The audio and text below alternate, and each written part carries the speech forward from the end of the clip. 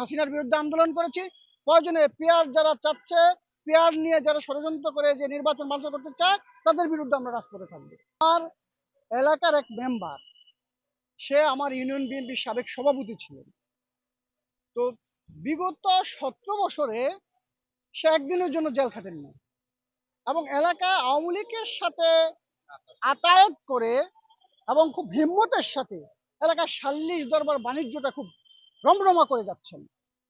তো আমি যেহেতু সেন্ট্রাল পলিটিক্স করি, গ্রামগঞ্জ থেকে মানুষ আমার কাছে বিভিন্নভাবে অভিযোগ করে। অনেকেই বলে যে ভাই, যেই দেশে মানুষ 2 বেলা 3 মুঠো ভাত খেয়ে বেঁচে থাকার যেখানে কষ্টকর, সেখানে একটা গ্রামের মেম্বার সে কি করে ঢাকা বাউন্ডারির মতো 6 তলা বাড়ি করে? মানুষ আমার কাছে প্রশ্ন করে।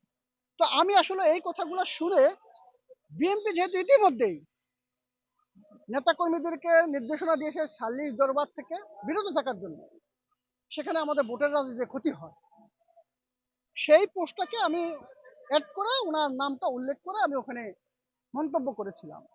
যেই কারণে আমার এবং আমার মৃত বাবার বিরুদ্ধে মিথ্যাচার করে, মানে শিষ্টাচার বহির্ভূত এবং ন্যাক্কারজনকভাবে তার ছেলের আইডি থেকে পোস্ট করেছে, সেটা গ্রামবাসী প্রতিহত করেছে। গ্রামবাসী কালকে বিক্ষোভ মিছিল করেছিল এলাকাতে, আপনারা দেখেছেন নিশ্চয়ই, সেখানে মিছিল করেছে গ্রামবাসী।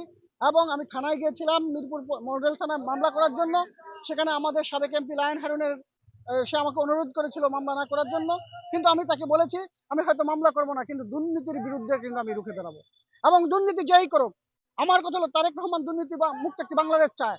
বিগত হাসিনা দুর্নীতি করার কারণে কিন্তু পালিয়ে গেছে। সেই দুর্নীতি যদি আমরাই করি, তাহলে মানুষ কেন আমাদেরকে পক্ষে থাকবে? সেই জন্য তৃণমূল থেকে সেন্ট্রাল পর্যন্ত দুর্নীতি মুক্ত করতে হবে। দুর্নীতির জন্য যদি কোথাও যদি আমার জীবন চলে যায়, প্রয়োজনে জীবন দেবো, কিন্তু দুর্নীতির সাথে আপোষ করবো না। এবং সে যেই হোক, আমার এলাকার হোক আর বিন্দেশি হোক, তার বিরুদ্ধে আমার লড়াই অব্যাহত থাকবে।